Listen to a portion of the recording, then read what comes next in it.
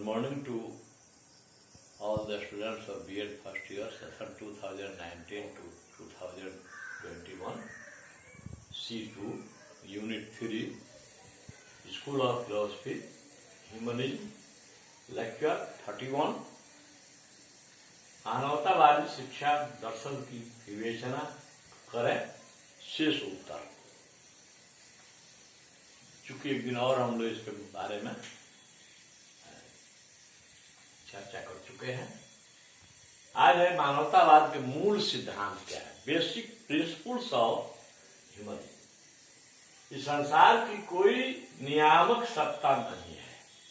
आदर्शवाद में जो आप लोगों ने देखा कि ईश्वर ने सृष्टि की रचना की है, उसको यह नहीं मानता है। यह कहता है कि ईश्वर इस संसार की कोई नियामक सत्ता नहीं है। दूसरा है यह भौतिक जगत, जिसको लौकिक जगत भी कहते हैं, जिसमें हम रहते हैं, वही सत्य है। इसके अतिरिक्त अन्य कोई जगत नहीं है, आध्यात्मिक जगत नहीं है, इसका तो कोई अन्य जगत नहीं है। तीसरा, ईश्वर का कोई अस्तित्व नहीं है। चौथा, सृष्टि विकास की चरम सीमा मनुष्य है। पांचवा, मनुष्य का विकास उसके स्वयं के विकास पर निर्भर करता है।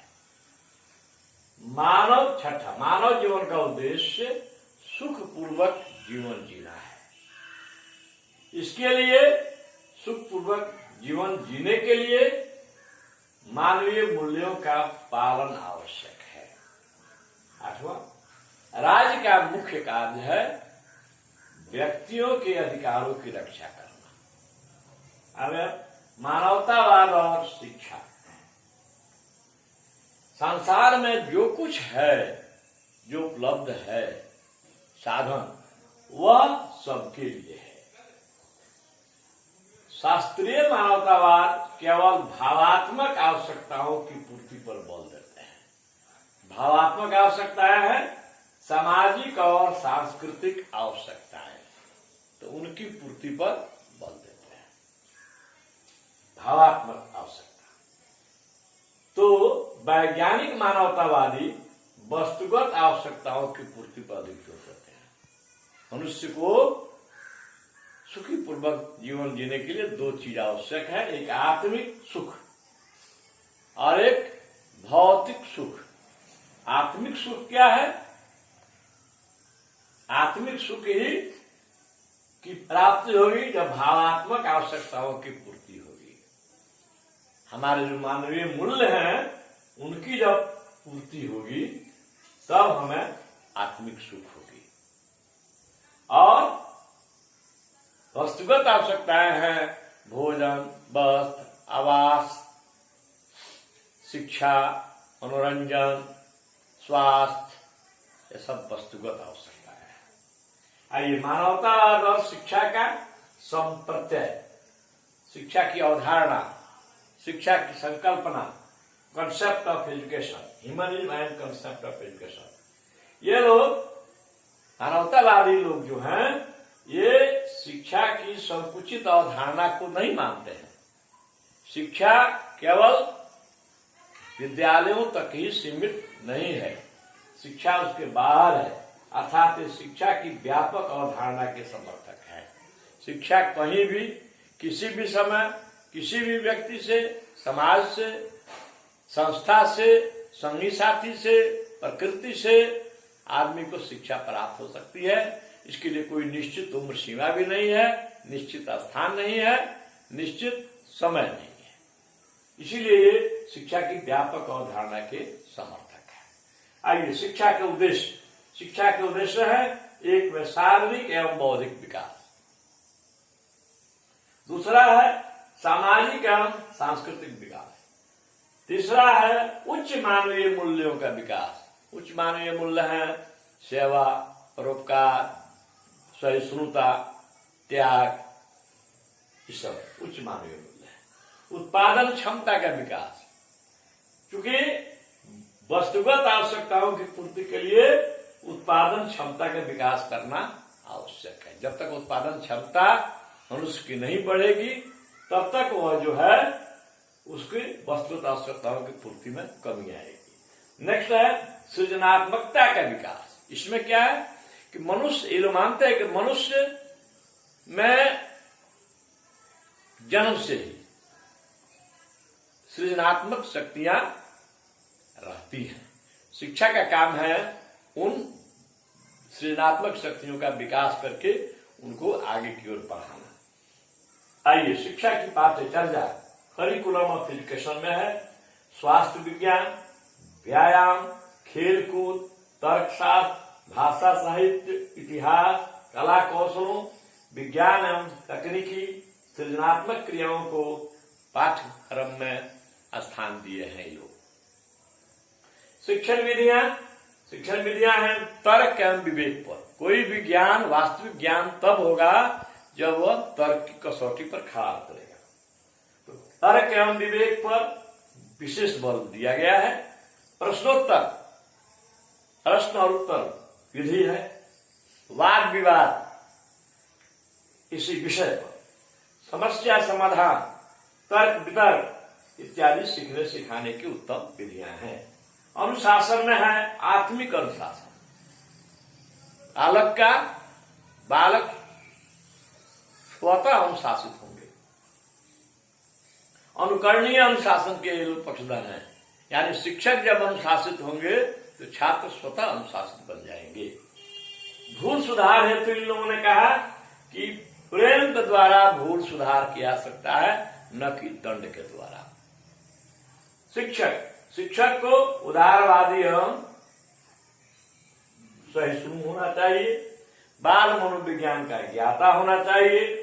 परिवर्तनशील, प्रगतिशील व्यक्तित्व का होना चाहिए। समाज की पुनर्रचना में विश्वास रखने वाला होना चाहिए। बालकों के व्यक्तित्व का आदर करने वाला होना चाहिए। शिक्षार्थी शिक्षकों का आदर करता तो हो, परंतु अंधा भक्त न हो। शिक्षक छात्र संबंध प्रेम और सहयोग पर आधारित हो। विद्यालय मानव निर्माण की प्रयोगशाला विद्यालय को माना गया है। विद्यालय में सबके साथ मानवीय व्यवहार हो। प्रेम और सहयोग पर आधारित व्यवहार विद्यालयों में होना चाहिए। शिक्षा का अन्य पक्ष में आता है जन शिक्षा।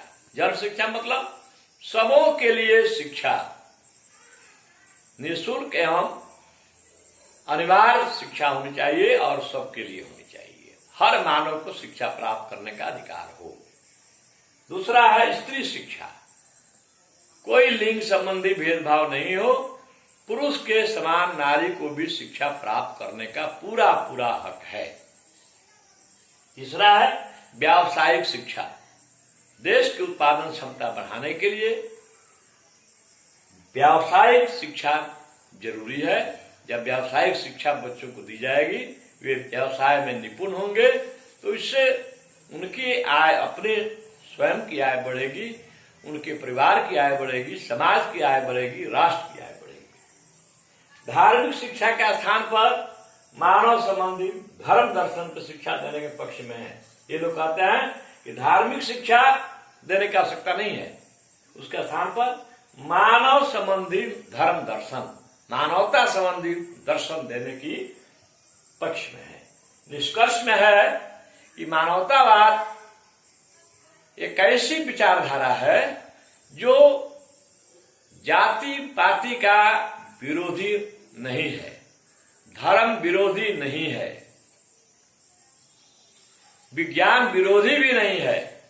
यह तो उन संकीर्ण भावनाओं का विरोधी है जिसके चलते मानव और मानव में संघर्ष हो रहा है।